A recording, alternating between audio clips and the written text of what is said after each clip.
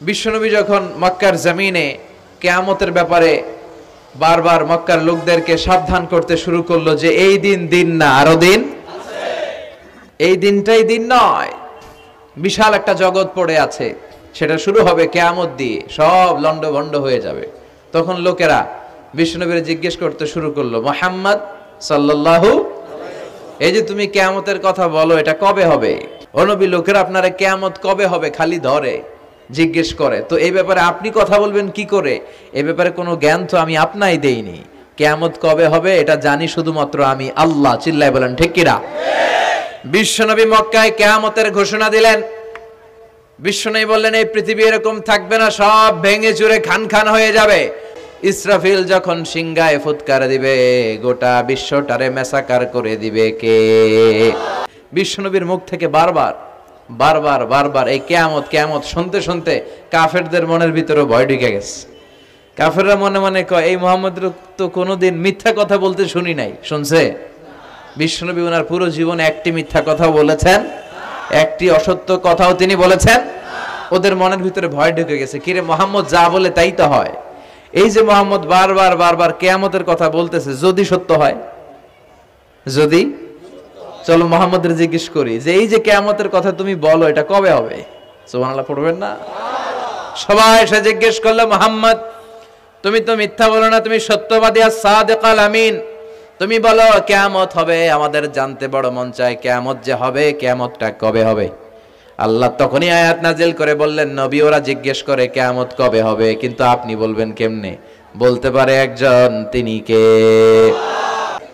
সাইয়েদনা জিবরাইল বিশ্বনবীকে একবার প্রশ্ন করলেন, ইয়া রাসূলুল্লাহ সাল্লাল্লাহু আলাইহি ওয়াসাল্লাম, মাতা সাআ, এই যে আপনি কিয়ামতের কথা বলেন, এই কিয়ামতটা কখন হবে? বিশ্বনবী বললেন, মাল মাসউলু আনহা বিআলামা মিনাস সাইল। ও জিবরাইল, তুমি যেমনি জানো না, আমিও জানি না। সুবহানাল্লাহ পড়েন। যারা জিজ্ঞেস করা হয়েছে সে জিজ্ঞাসাকারীর চেয়ে ভালো জানে না, মানে তোমার যা দশা আমারও একই দশা, তুমিও জানো না আমিও জানি না, তো জানে কে? বিশ্বনবী কিয়ামতের ছোট আলামতের ব্যাপারে যা যা বললেন, সেগুলো যদি আমরা ধারাবাহিকভাবে শুনতে চাই, তাহলে প্রথমেই যে আলামতটার কথা বলতে হবে সেটা হচ্ছে বিআসাতু রাসূলিল্লাহি সাল্লাল্লাহু আলাইহি ওয়াসাল্লাম। বিশ্বনবীর এই পৃথিবীতে, এই ধরাতে আগমনটাই হচ্ছে কিয়ামতের সর্বপ্রথম আলামত। আখিরি জামানায় জ্বলন্ত আগুনের কয়লা নিয়ে হাতে রাখাটা সহজ হয়ে যাবে, কিন্তু ঈমান নিয়ে টিকে থাকা কঠিন হয়ে যাবে। আপনি চাইলেও ভালো থাকতে পারবেন না, আপনি হকের কথা চাইলেও বলতে পারবেন না। ঝুঁকি আছে না নাই? গুম আছে না নাই? ক্রস ফায়ার আছে না নাই? কে কোন দিক দিয়ে গুম টেরই পাওয়া যাবে না, কিন্তু এই হকের রাস্তা আমরা ছাড়বো না। বিশ্বনবী বললেন, ফিতনা বেড়ে যাবে। আপনি হক হালাল মেনটেন করতে চান কিন্তু পারবেন না। আপনি ঘুষ খাবেন না, কি হবে? টেবিলের নিচ দিয়া ঘুষ, উপর দিয়া ঘুষ, সব জায়গায় ঘুষ। আপনার পাশে যে চাকরি করে সে খায় ঘুষ, ও খায় ঘুষ, নিচের কর্মচারী খায় ঘুষ, উপরের বসও খায় ঘুষ। কথা বলেন? আপনি চাইলেও পারছেন না। এজন্য বিশ্বনবী সবসময় দোয়া করতেন, আল্লাহ এই ফিতনা থেকে আমাদেরকে বাঁচাও। বিশ্বনবী পড়তেন, আল্লাহুম্মা ইন্না নাউযু বিকা মিনাল ফিতান মা যাহারা মিনহা মা বাচান, হে আল্লাহ প্রকাশ্য অপ্রকাশ্য সব ফিতনা থেকে তুমি আমাদেরকে বাঁচাও। চিল্লায় পড়েন আমিন। তাহলে এই যে বিশ্বনবী বললেন কিয়ামতের আগে ফিতনা বেড়ে যাবে, এই আলামতটা সমাজে আছে না নাই? আমাদের আশেপাশে ফিতনা আছে না? আচ্ছা, এরপর বিশ্বনবী বলেন, খুরুজ মুদ্দাঈন নবুওয়া, কিয়ামতের আগ দিয়ে ভণ্ড নবী দাবিদার বেড়ে যাবে। বুখারীর বর্ণনায় বিশ্বনবী বললেন, ততক্ষণ পর্যন্ত কিয়ামত হবে না যতক্ষণ না 30 জন ভণ্ড নবী দাবিদার বেরোবে। ভণ্ড নবী দাবিদার, একটাও নবী না। কুল্লুহুম কাযাবুন দাজ্জালুন, সবগুলো মিথ্যাবাদী, কাযাব আর দাজ্জাল। বিশ্বনবী হচ্ছেন সর্বশেষ নবী। আমার নবীর পরে আর কোন নবী আসবে? আমার রাসূলের পরে আর কোন রাসূল আসবে? এই কথাটা যারা মানবে না তার ঈমান থাকবে না। মা কানা মুহাম্মাদুন আবা আহাদিম মির রিজালিকুম ওয়ালাকিন রাসূলুল্লাহি ওয়া খাতামান নাবিয়্যিন। মুহাম্মদ তোমাদের কোন ছেলেদের পিতা নয়, তিনি হলেন আল্লাহর রাসূল, তিনি হলেন শেষ রাসূল, খাতামান নাবিয়্যিন। সাইয়েদনা আদম থেকে শুরু করে নবী আসার যে ধারাবাহিকতা, এটা বিশ্বনবীর মাধ্যমে এই চেইনটাকে কাট আপ করে দিয়েছে কে? আমার নবীর পরে কোনো নবী নাই। বিশ্বনবী বলতেন, লা নাবিয়্যা বা'দি ওয়ালা রাসূলা, আমার পরে নবীও নাই রাসূলও নাই, তবে লাউ কানা বা'দি নাবিয়্যুন লাকানা উমর, আমার পরে যদি কেউ নবী হতো আমার সাহাবী ওমর নবী হয়ে যেত, ওমরে ফারুক নবী হয়ে যেত। এমন কোয়ালিটি ছিল। আসাদুহুম ফি আমরিল্লাহি উমর, আল্লাহর আইন বাস্তবায়নের ক্ষেত্রে গোটা বিশ্বের মধ্যে সবচেয়ে শক্ত ছিলেন সাইয়েদনা ওমর, আর এই উম্মতের মধ্যে সবচেয়ে নরম দিলের ছিলেন সাইয়েদনা আবু বকর। আরহাম উম্মতি বি উম্মতি আবু বকর। তিনি যখন নামাজে দাঁড়াতেন, সালাতে দাঁড়াতেন, উনি যখন তেলাওয়াত শুরু করতেন, ওনার কান্নার আওয়াজে তেলাওয়াতের আওয়াজ বোঝা যেত না। বিশ্বনবী যখন সালাত পড়তেন, বিশ্বনবীর পাগুলো ফুলে, হাত্তা তাতাওয়াররামু কাদামা, টিউমার যেমনি ফুলে থাকে, বিশ্বনবীর পাগুলো ফুলে যেত। তাহাজ্জুদ পড়তে পড়তে দাঁড়িয়ে থাকতে থাকতে হাত দুইটা প্যারালাইজড হয়ে যেত, আর নাড়াতে পারে না। এরপরে তিনি হাত ছেড়ে দিতেন প্রশান্তির জন্য, এরপরে হাত ছেড়ে দিয়ে কেরাত পড়তেন, আবার যখন ভালো লাগতো আবার ধরতেন। সুবহানাল্লাহ পড়ে। আলী কারামাল্লাহু ওয়াজহার পায়ের ভেতরে এক যুদ্ধে তীর ঢুকে গেল। এই তীর টেনে বের করা যায় না, তীর টান দিলে উনি চিৎকার মারে, জখম হয়েছে অনেক ভিতরে। বিশ্বনবী বললেন, আরিহনা বিসসালাহ ইয়া বিলাল, আকিমিস সালাহ, বেলাল আযান দাও, নামাজ শুরু করি। নামাজ শুরুর আগে আরেক সাহাবীরে বললেন, আলী যখন জামাতের কাতারে দাঁড়াবে, তুমি নামাজে না দাঁড়িয়ে আলীর পায়ের সামনে যে ওই পায়ের তীরটা টান দিয়ে বের করবা। সুবহানাল্লাহ পড়েন। একামত হলো, বিশ্বনবী সালাত শুরু করলেন। বিশ্বনবীর কথা অনুযায়ী ওই সাহাবী যে আলী কারামাল্লাহু ওয়াজহার পা থেকে টান দিয়ে তীরটা বের করে নিয়ে আসলেন, ফিনকি দিয়ে রক্ত বেরোলো, জায়গাটা রক্তে সয়লাভ, কিন্তু সাইয়েদনা আলী কারামাল্লাহু ওয়াজহা টেরই পায় নাই। সালাত শেষ, উনি দেখেন পায়ের মধ্যে তীর নাই, রক্তের সয়লাভ, যেখানে দাঁড়ালেন ওখানেই খালি রক্ত। বিশ্বনবীরে বললেন, ও নবী, আমার পায়ের তীর কই? বিশ্বনবী বললেন, আলী রে, আমি জানি তুমি যখন যাই নামাজের জন্য দাঁড়িয়ে যাও, দিন দুনিয়ার হুঁশ তোমার থাকে না, তোমার হৃদয়টা এখানে থাকে না, দেহটা এখানে থাকে, হৃদয়টা চলে যায় আল্লাহর আরশের উপরে। ওনাদেরও নামাজ, আমাদেরও ইবাদতে এরকম আন্তরিকতা, একাগ্রতার দরকার আছে না নাই? বিশ্বনবীর পরে কোনো নবী হবে না, কিন্তু বিশ্বনবী বললেন কিয়ামত আগে এরকম অনেক ভণ্ড নবী দাবিদার বের হবে। বিশ্বনবীর সময়কালেই এক ভণ্ড নবী দাবিদার বের হয়েছিল, ওর নাম হচ্ছে মুসাইলামাতুল কাযযাব। এসে বলে, মুহাম্মদ আর নবুওয়া নিসফুন লাকা ওয়া নিসফুন লি, তুমি একা নবী নও, নবুয়ত অর্ধেক তোমার অর্ধেক আমার, আমারটা আমারে বুঝায় দাও। বিষ্ণু বললেন, তোরে বুঝাই দেবো, আনতা লাস্তা মুসাইলামা ফাকাত, আনতা মুসাইলামাতুল কাযযাব, আজ থেকে তুই শুধু মুসাইলামা না, তুই ভণ্ড মুসাইলামা, তুই মিথ্যাবাদী মুসাইলামা। বিশ্বনবীর পরে এরকম আলজেরিয়াতে অনেক ভণ্ড নবী দাবিদার বের হয়েছে। এই যে ভারতবর্ষের ইন্ডিয়া পাকিস্তান, এখানে পাঞ্জাব একটা এলাকা আছে, নাম শুনছেন? গোলাম মির্জা গোলাম আহমদ কাদিয়ানি, এই বেয়াদবটাও নবুয়ত দাবি করেছে। নাউজুবিল্লাহ পড়তে পারলেন না? সে প্রথমে দাবি করছে আমি শেষ নবী, এরপরে সে দাবি করছে আমি ইমাম মাহাদি, এরপর সে দাবি করছে আমি ঈসা আল মাসিহ। এই ভণ্ডটার অনুসারী বাংলার জমিনেও আছে না নাই? এদেরকে রাষ্ট্রীয়ভাবে কাফের হিসেবে আখ্যা দেওয়ার দরকার আছে না নাই? এত আন্দোলন হয়, এত কথা হয়, কিন্তু সরকারের টনক নড়ে না। এদেরকে রাষ্ট্রীয়ভাবে কাফের হিসেবে ঘোষণা দিতে হবে, সার্কুলার জারি করে চিল্লায় বলেন ঠিক কিনা?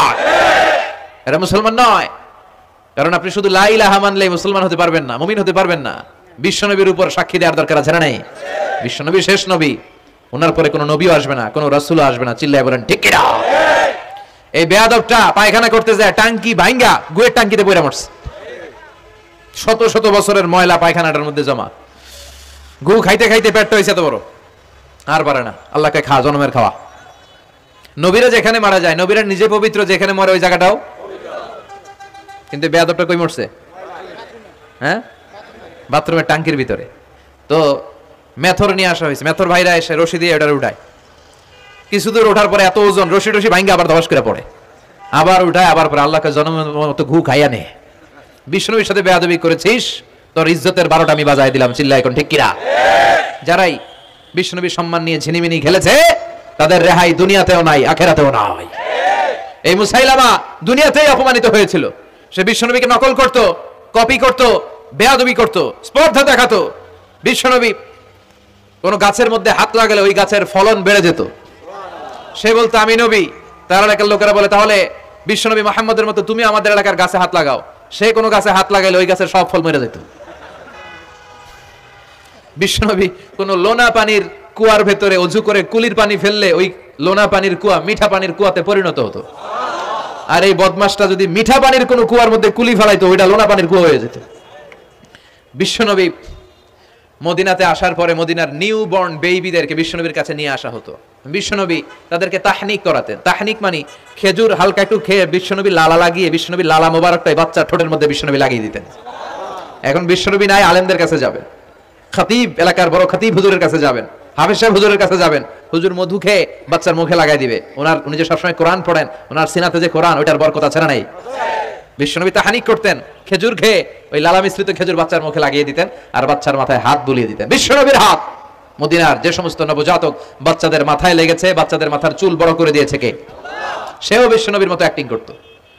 তার কাছে নবজাতক বাচ্চা নিলে সেও তাহানিক করতো। তাহানিক করার সাথে সাথে বাচ্চা বমি শুরু করে দিত। আর মাথায় হাত লাগায় দিলে মাথার চুল বাড়াতো, বড় কথা আজীবনে বাচ্চাগুলো টাক মাথা থাকতো। কি করতো? টাক মাথা। তার মানে বেয়াদবির পরিণাম, অপমান দুনিয়া থেকেই শুরু হয়ে যায়। তো বিশ্বনবী বললেন এই ভণ্ডদের আবির্ভাব শুরু হবে। আমাদের এই সমাজে ভণ্ড আছে না নাই? ইদা দুইয়াতিল আমানাতু ফান্তাযিরিস সাআ। সাহাবারা প্রশ্ন ছুড়ে দিলেন, ইয়া রাসূলুল্লাহ মাতা সাআ, কখন কিয়ামত হবে? বিশ্বনবী বললেন ইদা দুইয়াতিল আমানা, যখন আমানতের খেয়ানত হবে তখন কিয়ামত হবে।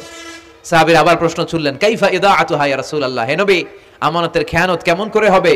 বিশ্বনবী বললেন ইদা উসিদাল আমরু ইলা গায়রি আহলিহি ফান্তাযিরিস সাআ, যে লোকটা যেই চেয়ারে বসার যোগ্য নয় তাকে যখন ওই চেয়ারে বসিয়ে দেওয়া হবে তখনই কিয়ামত হয়ে যাবে। তাহলে এই যে যেই লোক যে চেয়ারে বসার যোগ্য না, ওই লোক যদি ওই চেয়ারে বসে, কিয়ামতের আলামত আছে না নাই? মসজিদের সভাপতির সাথে মসজিদের কোনো সম্পর্ক নাই, আছে না নাই? সব সভাপতিকে আমি এক পাল্লায় মেপে দিচ্ছি না, বেশিরভাগের এই অবস্থা। ভালো দু একজন আছে, আমি জেনারেলাইজ করছি না। সভাপতি তো হবেন তিনি যার সাথে মসজিদের দরদ বেশি, মায়া বেশি, মসজিদে যায় বেশি, ঠিক না? এখন বছরে ওনারা একবার খুঁজে পাওয়া যায় না উনি সভাপতি, উনি সেক্রেটারি, উনি ক্যাশিয়ার, আছে না নাই? তার মানে উনি এখানে বসার যোগ্য ছিল না, ওনারে বসানো হয়েছে। যেই লোক যেই চেয়ারে বসার যোগ্য নয় তারা যখন ওই চেয়ারে বসিয়ে দেওয়া হবে, বিশ্বনবী বললেন তখনই কিয়ামত হয়ে যাবে। এরপর বিশ্বনবী বললেন আত-তাচাউল ফিল বুনিয়ান, কিয়ামতের আগে বড় বড় টাওয়ার বানানোর প্রতিযোগিতা শুরু হয়ে যাবে, আছে না নাই? আজকে নারায়ণগঞ্জে ঢুকে, এটা যে নারায়ণগঞ্জ, এটা আমি চিনতেই পারতেছি না। এত সুন্দর হাইওয়ে, এত বিল্ডিং, বিশাল বিশাল টাওয়ার, আগে ছিল এগুলো? কথা বলেন। এরপর বিশ্বনবী বললেন যুহুরুন নিসা আল কাসিয়াত আল আরিয়াত আল মাইলাত আল মুমিলাত, কিয়ামতের আগে পোশাক পরিহিতা নেকেড উলঙ্গ নারীদের সংখ্যা বেড়ে যাবে। এরপর বিশ্বনবী বললেন ইতাআতু যাওজা ওয়া উকুকুল কিয়ামতের আগে বিয়ে করার পরে ছেলেগুলো মাকে ভুলে গিয়ে স্ত্রীর পেছনে পেছনে দৌড়াবে, স্ত্রীর আনুগত্য করবে। এরকম নমুনা আছে না নাই? এরপর বিশ্বনবী বললেন যুখরুফাতুল মাসাজিদ ওয়াত তাবাহি বিহা, কিয়ামতের আগে মসজিদ নিয়ে অহংকার শুরু হয়ে যাবে। বিশ্বনবী বললেন ইয়াতাকারাবুজ জামান তাতাকারাবুল আসওয়াক, কিয়ামতের আগে ইয়াতাকারাবুজ জামান, সময়ের বরকত কমে যাবে। এক বছর মনে হবে এক মাস, এক মাস মনে হবে এক সপ্তাহ, এক সপ্তাহকে মনে হবে একদিন। বিশ্বনবী বললেন তাসলিমুল খাসা, কিয়ামতের আগে লোকজন শুধু পরিচিতদেরকে সালাম দিবে, অপরিচিতদেরকে সালাম দিতে চাইবে না। এরপরে বিশ্বনবী বললেন খুতাবুকুম তাবিলা সালাওয়াতুকুম কাসীরা, কিয়ামতের আগে খুতবাগুলো লম্বা হবে আর সালাতগুলো খাটো হয়ে যাবে। এরপরে বিশ্বনবী বললেন লা ইউকাসসামুল মিরাস আলা ওয়াজহিন সাহিহ, বিশ্বনবীর হাদিস থেকে এরকম বর্ণনা পাওয়া যায়, এর মাফহুম হচ্ছে লা ইউকাসসামুল মিরাস আলা ওয়াজহিন সাহিহ, সহিহ পদ্ধতিতে মিরাজ বণ্টিত হবে না। লিযযাকারি মিসলু হাযযিল উনসায়াইন, সব বাবাদেরকে আল্লাহ বললেন উত্তরাধিকারের বন্টন নীতি তুমি মেনে ছেলে মেয়েদের মধ্যে বন্টন করে দিবা, ছেলেরে দিবা যদ্দুর, মেয়েরে দিবা অর্ধেক। কার আইন? কথা বলেন আইনটা কার? ছেলেরে যদি 2 লাখ দেন, মেয়েরে চিল্লায় বলেন, ছেলে 2 লাখ পেলে মেয়ে কয় লাখ? ছেলে 4টা বাড়ি পেলে মেয়ে কয়টা বাড়ি? কিয়ামতের আগে ভূমিকম্প বেড়ে যাবে, আছে না নাই? কিয়ামতের আগে আত্মহত্যা বেড়ে যাবে, আছে না নাই? কিয়ামতের আগে ঢোল বাদ্য নাচানাচি বেড়ে যাবে, আছে না নাই? বিষ্ণু যা যা বললেন তার প্রতিটি আমাদের আশেপাশে চোখের সামনে পেছনে, আছে না নাই? এটা ফিতনার যুগ। কিসের যুগ? এই যুগে আমানতের খেয়ানত হবে, এই যুগে নারীরা বেপরদা হয়ে চলাফেরা করবে, এই যুগে নিজের ঈমান বাঁচানো কঠিন হয়ে যাবে। এই কঠিন বিপদের সময় আমাদেরকে বাঁচাতে পারে 2টা জিনিস, এবার এক হচ্ছে আল্লাহর কোরআন, 2 হচ্ছে বিশ্বনবীর সুন্নাহ, ঠিক কিনা? এই 2টা জিনিসকে মারির দাঁত দিয়ে আঁকড়ে ধরে রাখতে হবে, তাহলে সে পথভ্রষ্ট হওয়ার কোনো সুযোগ। This Quran and Sunnah hour way to জান্নাহ, ঠিক কিনা?